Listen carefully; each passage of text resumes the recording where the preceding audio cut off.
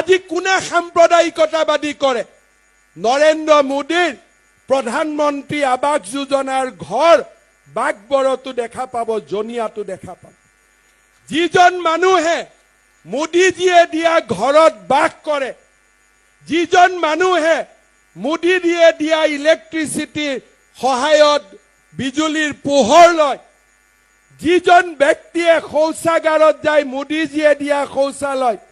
10 তাৰিখে বেংকৰ একাউণ্টত যিজন ব্যক্তিৰ ঘৰত 1250 টকা জমা হয় সেইজন ব্যক্তিয়েও ভোটৰ কেন্দ্ৰত সাহসেৰে গৈ কংগ্ৰেছ দলক ভোট দিছে নৰেন্দ্ৰ মোদীক ভোট দিয়া নাই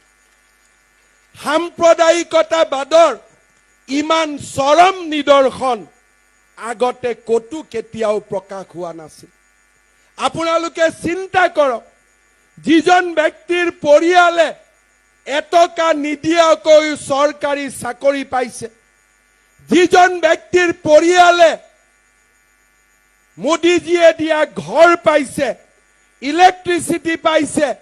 ঘৰৰ সন্মুখৰ ৰাস্তা পকী হৈছে স্কুল পকী হৈছে সেইজন ব্যক্তিয়ে বস্তুৰ দামৰ কথা চিন্তা কৰা নাই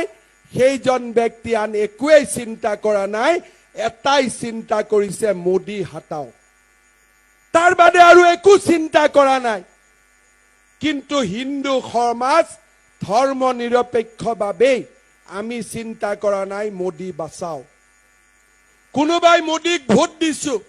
কোনোবাই মোদীক ভোট দিয়া নাই কিন্তু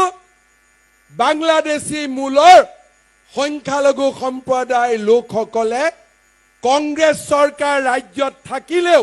পেট্ৰলৰ দাম 300 টকা হলেও তেওঁলোকে কংগ্ৰেছকে দিব কাৰণ অসমখনৰ ওপৰত তেওঁলোকে অহা 10 বছৰৰ ভিতৰত অসমখনক তেওঁলোকে দখল কৰিব লাগে সেয়ে হৈছে তেওঁলোকৰ একমাত্ৰ লক্ষ্য নিৰ্বাচনৰ সময়ত মাত্ৰ মডেল কোড অফ কণ্ডাক্ট আছিল আমি মন্ত্ৰীসকলে অফিচত অহা নাছিলো মই নিৰ্বাচনৰ কামত ৰাজ্যৰ বাহিৰত আছিলো এই তিনিটা সময়ৰ ভিতৰতে তেওঁলোকে লখিমপুৰত থানা আক্ৰমণ কৰিলে এই সময়ৰ ভিতৰতে বৰপেটাৰ হিন্দু গাঁৱত তেখেতসকলে আহি সংগবদ্ধ আক্ৰমণ চলালে আৰু এই এমাহৰ ভিতৰতে তেওঁলোকে কোকৰাঝাৰত কোচ ৰাজবংশী গাঁৱত গৈ তেওঁলোকে মাটি দখলৰ অভিযান চলাল মাত্ৰ মডেল কোড অফ কণ্ডাক্টৰ কাৰণে এমাহ মাত্ৰ বিজেপি চৰকাৰখন শুই থকা নাছিল মাত্ৰ নিষ্ক্ৰিয় হৈ আছে এমাহ নিষ্ক্ৰিয় হওঁতে তিনিটাকৈ সংগবদ্ধ আক্ৰমণ আৰু এইখন অসমত যেতিয়া বিজেপিৰ চৰকাৰ নাথাকিব দিনে নিশাই এনেকুৱা কিমান আক্ৰমণ চলিব তাক মাত্ৰ আমি কল্পনা কৰাৰ প্ৰয়োজন